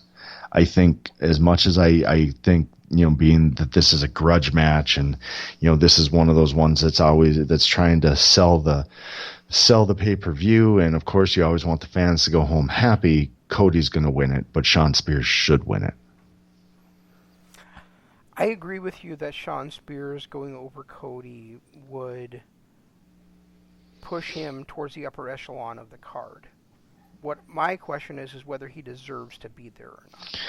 If he shows what he did, and that's always going to be my question about Shawn Spears until he proves to me that he deserves to be there. I don't think walking in, having one match, and all of a sudden being in the conversation for main event / upper mid card. No, I'm not saying he should be. I'm not saying he should be there. I'm saying that this is the type of win that would put him on the way there. You know, he's not, even if he beats Cody, he's not all of a sudden an upper mid. He's at most he's an upper mid carder, but he's not all of a sudden in main event status where I'm going to want him up against Jericho every other week. But this is the kind of defining win that Shawn Spears would need to start that climb. He would still have to go out there and prove himself against the Joey Janela's and Jimmy Havoc's and Darby Allin's and some of these other younger guys that they're trying to build up. But he would have kind of a foot in the door, and it would fit his personality the way that he's been kind of portraying himself recently, where he feels like he's, you know, being disrespected. And for him to beat Cody here. Well, yeah. I mean, everything aside, he's still a decent wrestler, and he has been performing his personality at a pretty good clip. You know, so to have him get the win here and still feel disrespected because he's on the card against some of these lower mid-carders or mid-carders, I think is something that could drive his character. I love how you're trying to convince me, and my audience, by saying he's still a decent wrestler. Well, you've got guys like MJF, and you've got guys like Sammy Guevara, and you've got guys like Darby Allin and Joey Janela that are clearly better wrestlers than him. I don't know if I'd say Joey Janela and MJF. I haven't seen enough out of MJF to convince myself that he's a good wrestler yet. I think he's probably one of the best talkers in wrestling right now. I'd say definitely top 3 or 4. But as far as his in-ring performances, I don't see much more than him just being a slimy heel who kills a lot of time and gets under the fan's skin. Yes, I haven't seen. Let me clarify that. I wasn't saying technically proficient in the ring. I was saying better overall wrestlers than Shawn Spears. Better overall performers. Are we talking about fucking ballet here? No, but are we talking about professional football? Are we talking about motion pictures, or are we talking about pro wrestling? There's a difference between a great wrestler and a great performer, even in pro wrestling. I'm talking about overall. I'm not saying that he's Chris Benoit. Yeah, and that's where the performer aspect comes in, because I agree he is one of the best performers in the world. And I'm saying Spears is not on his level. But as far as I'm saying Darby Allin is phenomenal in the ring. Joey Janela is a great blend of strong ring performance and character. Yes. So is Sammy Guevara. Yes. And MJF is the opposite of Darby Allin, which is he's a fantastic guy on the mic, and we're just not sure what he can do in the ring yet. Because we haven't really seen. But I'm saying I would take any of those 4 guys over Shawn Spears right now. And I'm not going to disagree with that. And that's why, to me, if Shawn Spears wins, you're saying that he should win. To me, if he wins, it's more because of nepotism than anything else, because he is a friend of Cody's. Because he's coming in getting a chance here, partly because of friendship with Cody, and partly because of that friendship, how they hate that he toiled away from WWE and never really got a push. It doesn't mean that he deserves a push just because he didn't get one in WWE. No, but see, this is where you're confusing real life and real life situations with good booking. I think Cody's going to win this. I do. Because it's a payoff to a grudge match. They're not on the same level. I agree with you that Shawn Spears is in the mid-card pecking order behind probably 5 or 6 different guys. But the reason why I'm saying he should win is for storyline and star building purposes, not because it's gonna. I'm not looking at anything that happened. As far as I'm concerned, Shawn Spears started his wrestling career when he came out and hit. Or in that battle royal, what I'm saying is that Shawn Spears does not deserve yet that star building performance. Win. It's not a star. It's not like he's going to walk out of it and be a major star. I'm not saying that. I'm saying that this is the kind of win, and what I mean by win is I'm not talking clean pin in the middle of the ring. I'm talking maybe he beats the hell out of Cody, so Cody can't get up and gets counted out. Or, even if he were to go over by some kind of screw job finish, something that makes Cody still look like the much, much better guy, but Shawn gets the win. I know what you're saying, but I disagree with you that beating Cody does not automatically put him in the stratosphere. No, it does. I don't think it would. I think that's how they book him going forward. If he beats Cody and they all of a sudden start booking him against Omega, that's a bad decision. But I think him getting this win over Cody does 2 things. Number one, it keeps his feeling of being disrespected going. They can continue that little story arc they're doing. It makes him look like a somewhat credible superstar, and it can continue this feud between him and Cody, which I think should continue all the way through their first pay-per-view. See, and I think Cody beating him means that Spears realizes that okay, fine, maybe I'm just a guy right now, but I'm going to prove that I deserve another shot at you. And then we know they don't do that in wrestling. And then he goes on a tear going through the mid-card guys. You know they don't do that in wrestling. Yeah, this is the kind of thing where if Cody, depending on how Cody beats him, I mean, the whole one guy goes over, the other guy gets over thing that we've talked about a million times. This is one of those perfect examples of it, where if Shawn Spears doesn't somehow get over in this match, he will never be taken seriously. He will go back to the bottom of the line and spend years building himself back up. Right, but you don't have to beat the better guy, the higher level star to get over. No, you don't have to, but I think with his character, that's one way to do it. Well, of course, it's one way to do it. It's always one way to do it. But I think that if he has a strong showing against Cody, that will also get him over. And then, I'm not saying he's going to go out there and say, yeah, you. Anyway, we're yeah. I probably wouldn't feel this strongly if it wasn't Shawn Spears. But that's what I'm kind of and that's why I said you've got to take out the whole WWE and the fact that he was a horrible character, and and that's why I'm saying that's why you've got to somehow separate that and look at it from what it is. But if you think about it, what I'm saying is I don't think if he wasn't Cody's friend, he'd be in this position. Maybe not, but everybody's saying that about Darby Allin too. Darby Allin got a pretty primo spot against Cody at Fyter Fest when nobody knew who Darby Allin was. And all I've heard since then is, Darby Allin pushed Cody to the limits. That's just because, this guy didn't deserve that kind of push. This guy doesn't deserve that kind of rub. And now we've got Darby Allin who's getting some kind of backlash. When he pushed him to a limit but didn't get the win, that's what happens with somebody like this, and that's what would happen with Shawn Spears too. I think there'd be a lot more backlash than if he got some screw job win. I mean, Darby Allin. You just fucking checkmated me, so let's move on. All right. For the first time ever, I might add. When you said Darby Allin got the shot at the last one, I was like, fuck, he's right. Okay. So. All right, moving on.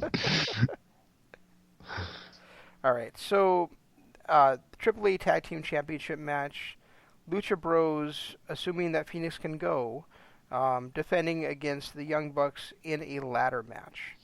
What's wrong with Phoenix? I've heard that now a couple times, but I haven't heard anything about his injury. He hurt his knee in a show on Friday night, and to my knowledge, he has not had it examined yet. Oh, my God. He thinks he'll be able to go, though. He thinks it was just a sprain and he'll be able to go. Even if he can, if he's got a leg injury, he's not going to be half of what he needs to be.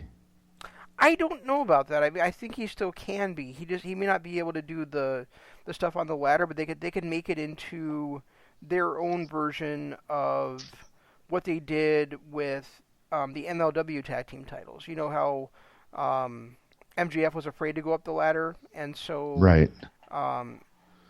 What was the other guy's name? Richard whatever.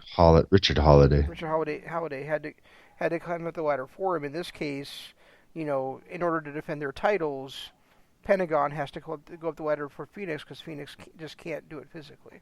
I think they can make a really good. I think they can really build a really good story out of it. Honestly, even if it turns out not to be a real hindrance, I think they can build a pretty good story out of it. But yeah, I mean, I'm looking forward to this one. I think it's going to be outstanding, and I think the Lucha Bros are going to win it. I think for the first time on AEW TV, the Young Bucks are going to lose.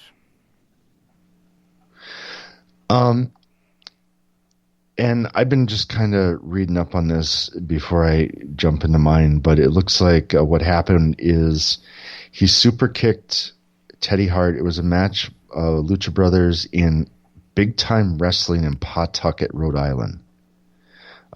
It was the Lucha Brothers against Juventud Guerrera and Teddy Hart. Because when I hear Pawtucket, I think Big Time. Right, exactly. Against Juventud Guerrera and Teddy Hart, and Phoenix super kicked Hart and then picked up Guerrera and immediately collapsed to the ground. And then the day after was kind of limping around, but according to this, he was back in action the next night in another Big Time Wrestling. Okay. Oh, dear God, here's all we need to know about Big Time Wrestling at Pawtucket. Scott Steiner just won their heavyweight championship belt. So, done with that organization.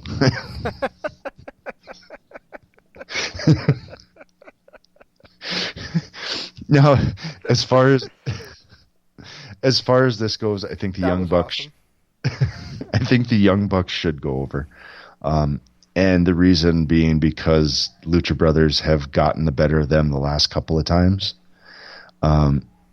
Not so much on AEW TV, but they did lose their belts to them in AAA, and people who are fans understand that. Lucha Brothers came out and just kind of demolished everybody at the end of their last match on Fight for the Fallen. And I just think this is a situation where to end all grudge matches, you need the Young Bucks to go over. Why? Why does it have to end with the Young Bucks going over? I mean, it's not like either team is really a heel in this situation. So why would you say that the Young Bucks have to be the team that goes over? Because the Young Bucks now are the team that needs to kind of establish a little bit more credibility. I mean, I get it. It's tough to say that when it's the Young Bucks, but when you put them up against the Lucha Brothers, if they're going into this tag team tournament to crown the next tag team champions, you don't want the Young Bucks going in with a loss where the Lucha Brothers can easily come back from that because of their style. Okay. I guess I disagree. I guess I just disagree with that because they have basically the same style. Yes and no. I just think that the Lucha Brothers have been kind of playing the heels a little more in this feud. The Bucks have been, the Bucks, and this is a really tough one to say who should or shouldn't go over because they're both kind of at the same level, in all honesty. And there's really nothing to gain by either one of these guys winning this match, except for who's going to be the next AAA champion. Yeah. I mean, I guess I go back to the press conference that started this whole thing where, the Young Bucks had offered them a contract and said that they were the second best tag team in the world. The Lucha Bros came in and said they were going to prove that they are the best tag team in the world, and yet they have not been able to beat the Young Bucks yet in AEW. Right, So I feel like, the Young Bucks beat them at Double or Nothing. The Young Bucks and Kenny Omega beat them, and at Fyter Fest. And I was trying to think of their partner, but yeah, at Fyter Fest. Wasn't it? And so I think the Lucha Bros would make sense to go over in this one. Yes and no, because this doesn't automatically make them the better tag team. This makes them 1-1, 50-50 booking with the Bucks. Yeah, they went over when Kenny Omega and whoever that guy was. Now it's going to bug me if I don't know who it is. Because we were bragging so much about how good this kid was. Yeah. But I just think that if you have the Lucha Brothers go over, that's not necessarily making that's 50-50 booking. Now you got in one-on-one, and even if you look at their AAA, it is in their feud, but it's not for them because the Young Bucks beat Cody and Dustin also. Laredo Kid and Lucha Bros beat SCU. Right. The 50-50 booking does not refer to a feud. It refers to the way that you book tag teams. But you book a team overall or singles overall. But it also refers to losing their first match ever in AEW hurts them at all. No, it doesn't hurt them. But I don't, like I said, I don't see how Lucha Brothers gain anything by winning. Because they beat the greatest tag team of all time by winning. But it doesn't help out their feud. We already know that they beat the greatest tag team of all time because they're the AAA champions. They took them from the Bucks. We didn't see it on AEW TV. We didn't need to. The belts around their waist show that they somehow beat them. It just does. Boy, you're not thinking like a promoter when you say something like that. No, but you got to look at it from a fan's perspective. They're going to look at that and say, "Oh, they obviously have a win over the Bucks, so they can beat them." But to see that on TV, to have the Young Bucks go in with a loss against the Lucha Brothers after beating them, once in a one-on-one tag match and once in a 6-man match with Laredo Kid and Kenny, it's not it doesn't do the Bucks any good to lose this match, and I don't see how it does the Lucha Brothers any good to win this match. We already know that they can beat the Bucks. To have them do it is now we're 1-1 when it comes to these two meeting up. Well, unless they're planning on continuing this feud, there's no reason to have the Lucha Brothers win this match.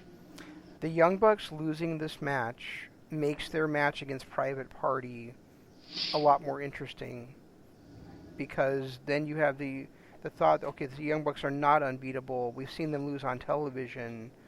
We've seen them lose on pay-per-view, so now maybe Private Party has a shot at them. Or, how about this? You have the Young Bucks win this match. They go into that tournament as the far and away number one tag match or tag team in the world, and Private Party upsets them. All of a sudden, you have Private Party that's now catapulted.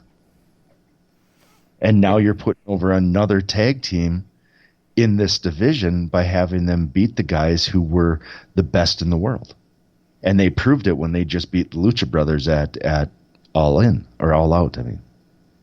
Yeah, that makes sense too. I'm not gonna. I don't think we're gonna reach a decision on. No, we're not. Reach a decision on this one because no, I'm firm in my belief that the Lucha Bros will win and should win, and you're firm the opposite way.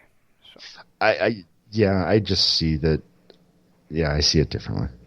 But it's the same thing with Cody and Shawn Spears. We're going to see those two differently too. And I agree with you. I do think Cody is going to win, but I think Shawn Spears should. And that's the whole thing. This is just me looking at it like this is who I think should win and why. Yeah, no, I get it. This one, to be honest, Lucha Brothers Young Bucks, I can't pick a winner. I honestly can't. I don't know who's going to win this match. I honest to God don't. I don't have a call on who it's going to be. I know who I think should win because I think it would look better on TV going forward. I think it's a way to build up their next few opponents and things like that. But I honestly don't know who's going to win. This is one of the few times I can actually say that, where I don't have a full, yes, this person is going to win. Gun to your head? I have no clue. Okay. I don't know. I don't know. You've got the top two tag teams in the world right there. Don't worry. I won't give Susan the desk back. Oh dear God. Didn't we agree to never mention that name again? Yes, you did agree to that. All right, fair enough. All right, so semi-main event, again, recently changed in the last 48 hours or so. Kenny Omega taking on Pac. And this is just crazy because, Pac's coming in and is his first ever match in AEW. You would think that they want him to come on strong winning. But Omega lost to Jericho, and while he was on the winning side against Laredo Kid and the Lucha Bros teaming up with the Bucks, and he did beat it's right on the tip of my tongue again, but that Japanese guy like we mentioned earlier, and so you would think that. It's kind of weird because he's kind of been 50-50 booked so far, but I think Pac beating Omega makes a lot of sense moving forward. So I'm going to say that Pac will win this match, and it's going to be a candidate for best match of the year. The Japanese guy we keep forgetting about is Chima, by the way. Yeah, that's it, Chima. I think Pac should win this, too, for a lot of the same reasons you just said. I think that Pac is in a position where there's a lot of people with a bad taste in their mouth about him. I think for him to continue his bastard persona, this is a great match for him to go over on.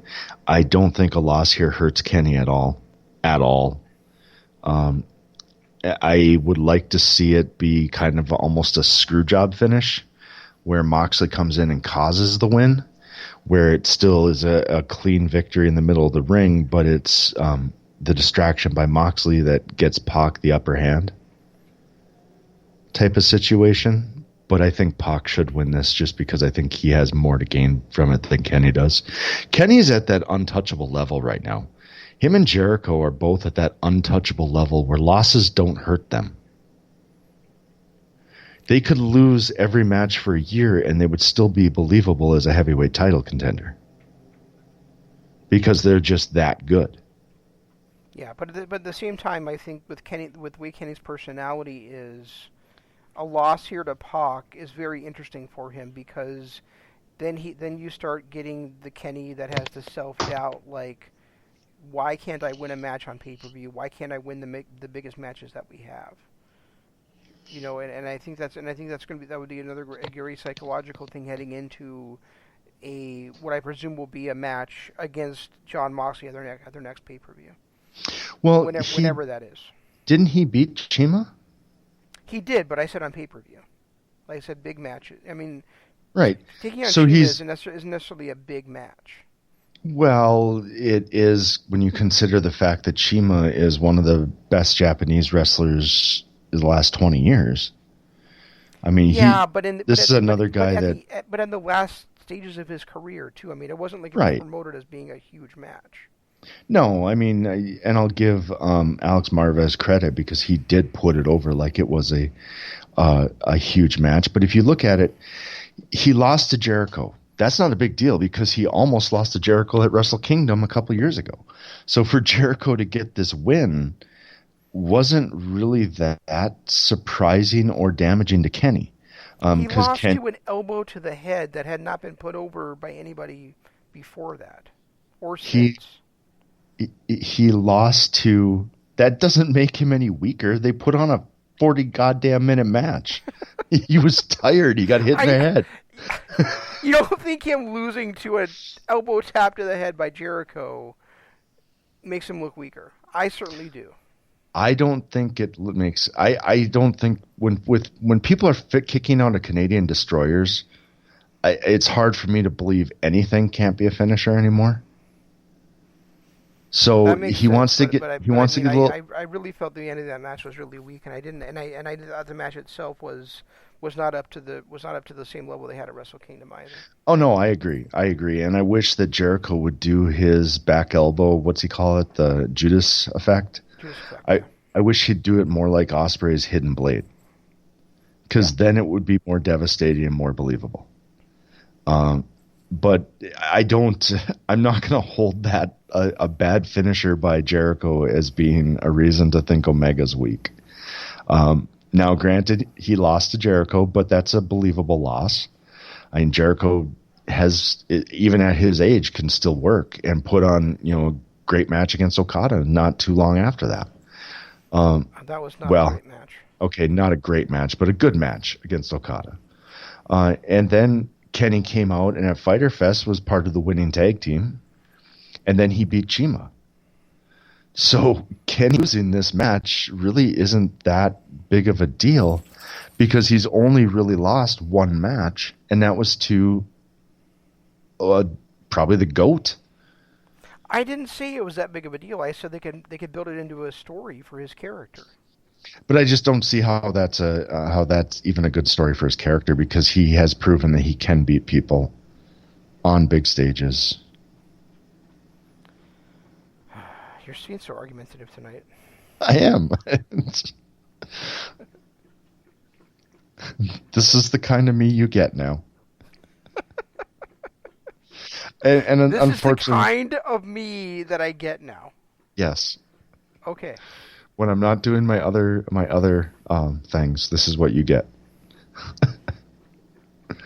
Opinionated.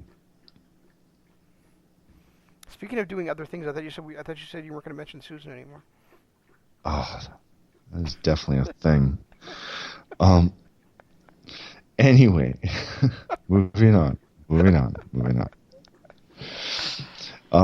I think this final match we're both going to be in agreement on. Wait, did you say who will win? Did you say you said that Pac should win? Okay. Yeah.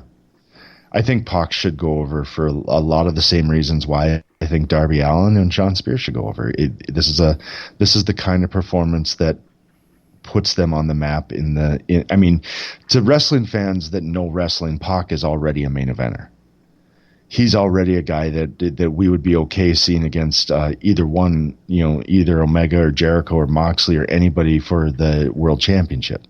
But I think to the fans that only remember Pac from his time as Neville, I think this is the kind of match where he needs to win. Yeah, I agree with that. I don't know why I just agreed with you, but I did. So it happens.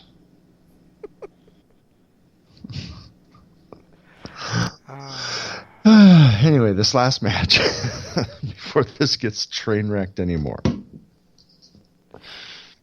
Yeah, I'm just.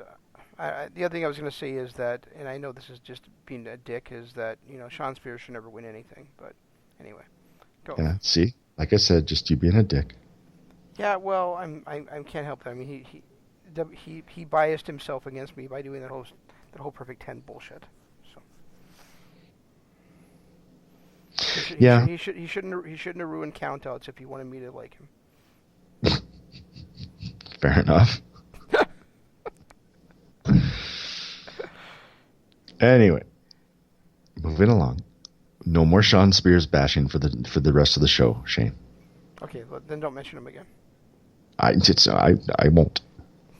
I just covered him up on my computer, so I can't even see his name to mention him. Well, that's too bad for your love life, I suppose. Yeah. Well. All right, so moving on to the main event of the evening, as for the vacant first ever AEW Undisputed World Heavyweight Championship, it is the veteran Chris Jericho against the man who, on the first ever episode of this show, I said, if you don't know Hangman Page, you better fucking recognize. And here he is wrestling for that championship. And I already know who I think should win. And I've already said this before, but I'm going to say that Chris Jericho will win. Yeah, and we've talked this to death over many shows. I think this isn't going to come as a surprise, but Chris Jericho should win. I know that this is the kind of spot that can make Adam Page a better wrestler, a better household name, but I don't think having him beat Jericho is the way to do it. I think having Jericho leave here with the title belt and have Adam Page fight through some adversity to get back to that title chance and win it, I think will do a lot more for Page going forward than if he were to win it here. I think if he wins it here, all he does is go down in the history books as the first ever AEW World Champion, kind of like Finn Balor being the first ever Universal Champion. Finn Balor has now, 5, 6, 7 years later, still trying to get back to that upper echelon? I just have a feeling that Adam Page would be in the same situation. I don't know. Putting Finn Balor in that spot is kind of unfair considering his injury. Well, first of all, I don't think he ever should have been put to it in the first place. But secondly, right. But secondly, that injury is really what cost him. Yes, it is. But it also is a lot of the reason when people look at that title and they think about it, it's just, oh yeah, he was the first. I don't think, even if he hadn't gotten injured, I just don't think that would have been a great title run for him, because it would have been, he was literally thrown there. That was his second match on the main roster, and he was thrown into the Universal title picture. And I never felt like he was on that level, and I don't feel like Adam Page has been proven to us that he's on that level. You and I know he's on that level because we've been following him closely for a couple of years. But I just don't think that the average fan believes that he is on that level yet. And no amount of promos, no amount of Chris Jericho saying this guy deserves it, no amount of backstage promos or sit-down interviews with Jim Ross is going to change that. He is just not proven enough to be able to go in there against the GOAT and pull it out in a big time match. And that sucks. I really wish they'd built him better. I really do. I really wish they built this through a tournament and not having him be a surprise entrance at number 30 in a battle royal. I really, or 21 or whatever it was in a battle royal. 21 out of an announced 21, but actually 22 man battle royal. Right. So it to me, it just, he's the last entrant in a battle royal and wins that battle royal, and all of a sudden he's championship material. It would have been different maybe had Pac actually been able to make the event and he had gotten a win over Pac. Then it probably would have been felt a little bit different. But the way that he became the number one contender, and the fact that they did nothing to build him up after that. They put him in against Kip Sabian. Was he even on Fight for the Fallen? Did he have a match in Fight for the Fallen? I don't think so. If he did, nothing sticks out. Yeah. So, I mean, they have not done a good job of building him up to even make me feel like he is a champion. Yeah. No, I know where you're coming from. And we've talked about this before, and I'm going to say what I said before, just in case, nobody, our listeners didn't hear it, or those listening tonight didn't hear it, I should say. I do believe that Chris Jericho should leave with the AEW World Championship. But that doesn't mean that I believe he should leave as the AEW World Champion.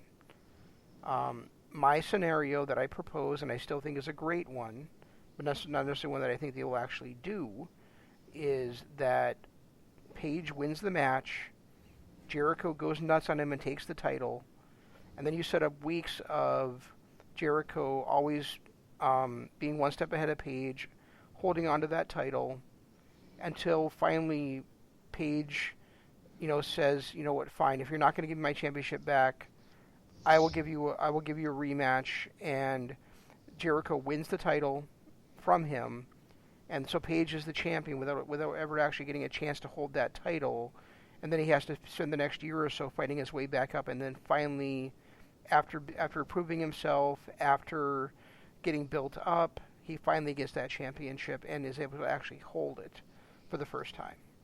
That's my scenario, because I think it fits everything. I think it builds up Page in a way that he has not been built to so far. I think it allows him to stake his claim as the first ever AEW champion, which is what he predicted that he would do, without making a babyface into a liar. And I think, again, that it gives him some credibility without actually having him be the top guy in the company. Yeah, and that would be a great scenario if they could pull that off. I think that it would have to be, I don't want to say a fluke win, but kind of like a roll up out of nowhere type thing, not hitting him with his finisher and beating him clean. It would have to be one of those type of wins where Jericho is surprised by it, and that's what sets him off. That'd be fine. I mean, that's how some of the best matches in history have ended. Right, exactly. Just a quick roll up out of nowhere, a surprise roll up while he's arguing with the referee or something. Just something lame and dumb like that is unexpected, would not go down as the greatest heavyweight title match of all time, but I don't think it's going to anyway. It's something that we need to do something to build up Page as being that legitimate champion who could very well go down as one of the greatest champs of all time.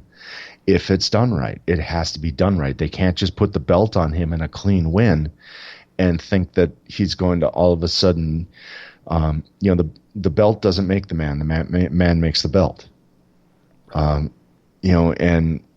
when you're an upstart company like this, you can't have a belt that really doesn't mean anything try and make the man. Page fought Kip Sabian at Fight for the Fallen at Fyter Fest. It was that 4-way match against him, Jimmy Havoc, Jungle Boy, and MJF. Okay, that's right. So, but even still, that was only a 10-minute 4-way match. he really hasn't shown. In that match, it was all about Jungle Boy and MJF. So it's just, I just haven't seen anything out of Page yet to make me believe that he's a champion. Not in AEW. In other promotions, yes, but not in AEW. Yeah, and I can't disagree with that. I think they've done a terrible job of making a guy that's wrestling for their championship look like a star. Right. That's too bad. And and honestly, I don't see how you can put really any of that on Page because he can't help the way he was booked. No, exactly. And in his matches, he went out and he put on a hell of a match, but he wasn't. He's been booked as a mid carder, and now he's fighting for their heavyweight belt. Yeah, it's just it's a tough thing to sell and believe. Agreed. So I think Jericho will win. I think Page should win in this, but only in the scenario that I suggested. Otherwise, I totally agree with her. If they're gonna, it's a terrible idea to have Page go over and actually be on the top of the promotion. Right. I think Jericho should win for that alone. Is that you need to have, for a couple different reasons. Page, this is a way to get him to the kind of, not really to the back of the line, but take him down a peg and make him build himself up.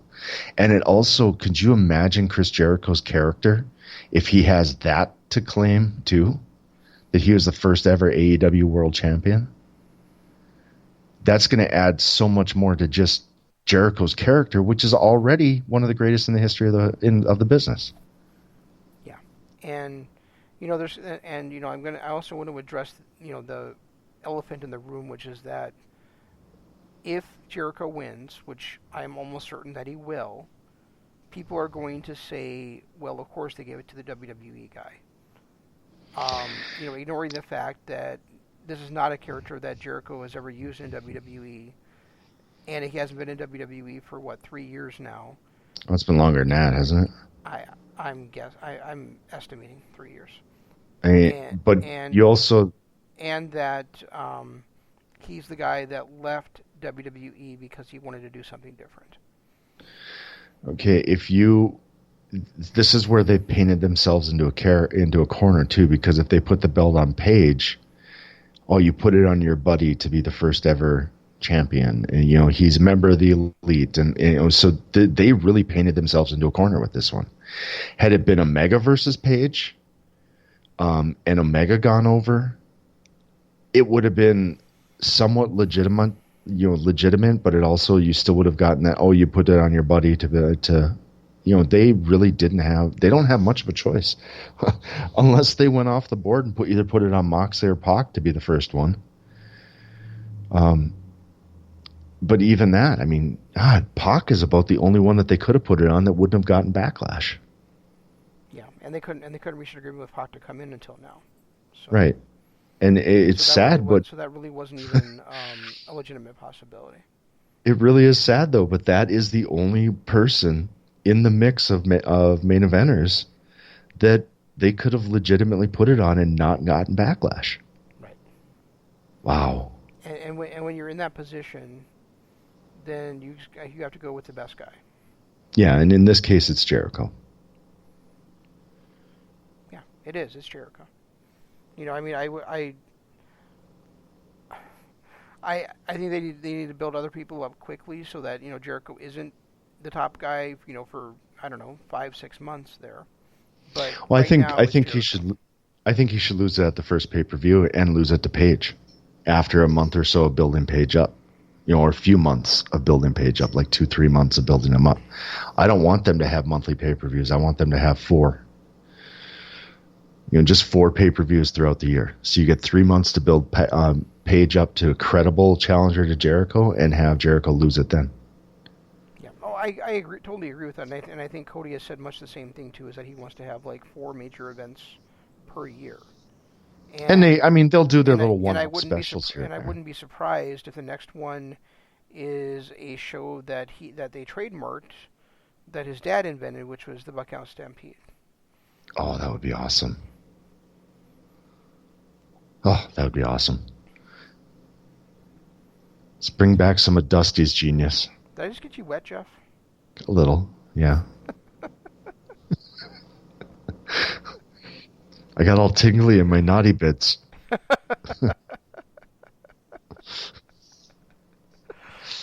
Anyway. Okay. Yeah, so that's all out. I'm really looking forward to it. I'm looking forward to being there in that atmosphere. I'm looking forward to watching the card. And as much as like I said before, as much as I wanted to see, Pac, or not Pac, but Omega versus Moxley, I'm not at all disappointed in that, in the replacement for him. No, especially if Pac can go out and perform the way he has for the last year. He's been on fire the last year. He has been. Every match he does has been gold, and if Omega can be what Omega is, and Pac can go out there, and I think those two styles are going to mesh really well together. I think that it's just that is probably, if I had to call it right now, that's probably going to end up being my favorite match on the night. Yeah, I mean, there's no question that Moxley versus Omega is also a dream match of sorts. But they also built it up to be a grudge match. And I think what this show didn't have was just like a regular, marquee dream match type thing. And now it's like the Pentagon Omega was last year. Exactly. And I truly think that this one, just looking on paper, Pac Omega, Lucha Brothers, and Young Bucks, those two matches have the ability to be the ones that are most talked about afterwards. That being said, I would not be surprised to see Darby Allin, Janela, and Havoc end up with the match of the night, or even Private Party and Evans and Angelico. Yeah, or Angelico. I think that triple threat match has a really good chance to steal the show. Right, and so does that pre-show match. There's a serious chance that we could be talking about much like we were over Double or Nothing, where Guevara and Kip Sabian basically stole the night. Right. We have that chance here again too with Evans and Angelico against Private Party. And I don't know if you saw, but TNT on Friday night is going to have an hour-long special talking about the birth of AEW. When are they doing that? Friday night? Friday night, yeah. No, I did not see that. I just saw it just now. It was on one of these things I was looking at. Now I can't find it again. But they're going to do an hour-long special on Friday night that kind of builds up the history of AEW. What little history we have, I guess it can all fit in an hour because there's only been about an hour's worth of history. Well, that's true, but I also I had heard they were going to be doing some kind of special on AEW, but I didn't know it was this soon. Yeah. I assumed it was going to be something kind of to compete with the whole NXT bullshit going on. Oh, I'm sure they'll have more things in the works, because NXT starts up, next week? NXT starts on September 18th. Okay, so 2 weeks. 3 weeks. 3 weeks. Which is fine. I mean, that they only get a 2-week jump, so AEW could come up with something to counter program or whatever, even if they want to show 2 hours of being the elite. I think that would draw some interest. They have ways to do what they can do. So, yeah, definitely. What was I going to say? Oh yeah, I think that that jump that WWE is getting with NXT could potentially hurt them too, because if people like us watch it and are seeing that it's not booked as well on the 1 hour as the 1 hour shows were, or it's more like WWE than it is like NXT, then it's gonna cause people to turn away from the channel rather than follow the channel. Well, the other thing too is that the fact that they're going to be showing it on that it's got its own time slot Thursday on the WWE network, less than 24 hours later, and you're giving your NXT fans 3 weeks to figure out that they don't have to watch it live. They can watch it the next night. This isn't 1998 anymore, where you have to watch it when it's live. Back then it was a little more of a struggle because we had to, set up a VHS tape in another room, or, maybe catch the replay as long as Raw didn't go over. It's not 1998 and 1999 anymore. There's so many other ways to watch this stuff. And when you're advertising that you're going to be showing this show in its entirety 24 hours later, I'm not even going to turn on the TV. I'm not going to turn on USA Network during that 2 hours. Why? I can watch it next night on WWE Network. Yeah, that's a point. It's just, and they're giving them a couple of weeks to figure that out, giving their fans a couple of weeks to figure that out. Yeah. So that's just my take, but whatever. Anyway, anything else you got? No, I think we're good. We actually talked longer than I thought we were going to, considering we were both in a mood. I really did not think we were going to talk this long, to be honest. We always figure it out, brother. Of course. Anyway, the Twitter. Check us out on Twitter. I'm at Regi Co-op. He's at ZanmanLOP. Use hashtag Kingdom of Honor. That's the best way to get a hold of us. I put hashtag Kingdom of Honor in everything I tweet that is wrestling related. Also, we make sure you check out our Patreon page, patreon.com/Kingdom of Honor. A lot of great tiers, and always as inexpensive as we can. It's, I'm hoping to have some other stuff up again coming soon. Like I said, this week we've got our Legacy Desert Island series that's going to highlight Harley Race. Plus, we've got episode 3 of Jessica Jones and the next arc of Thor. Well, the next arc of Thor, which is technically, Original Sin.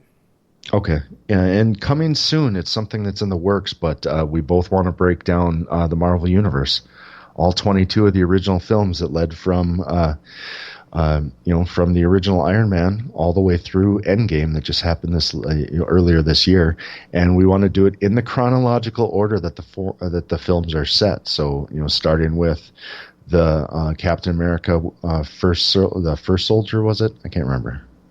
Captain America, the First Avenger. The First Avenger. Starting with that and working our way all the way through, giving our takes when we can. And of course, we're also doing the ECW shows. So a lot going on, a lot coming up. A second weekly show coming up as well. Share this feed with everybody. You can check us out on iTunes. You can check us out on iHeartRadio. Podcoin, YouTube is another great place to go to find us. Again, all those places you can just search Kingdom of Honor.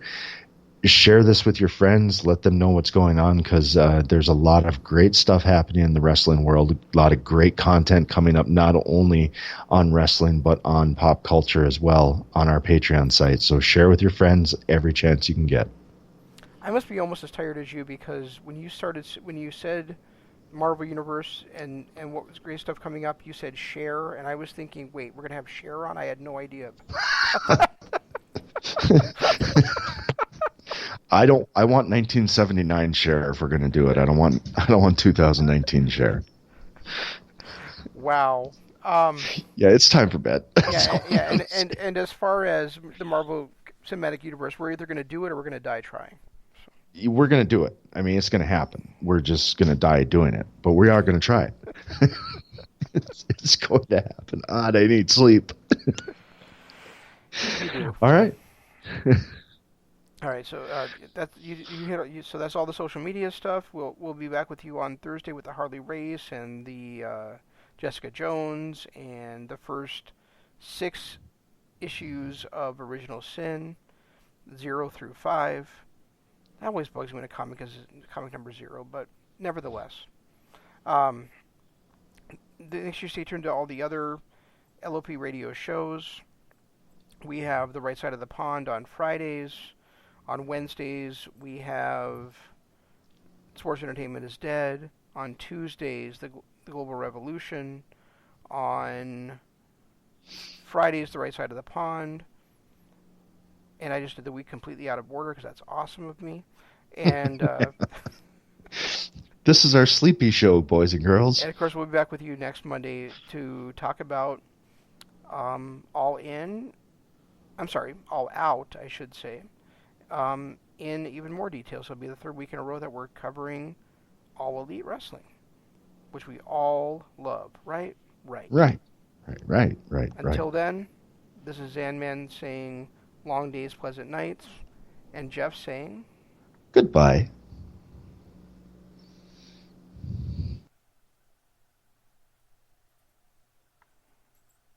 G1 Climax 27. Goodbye and good night. Bang.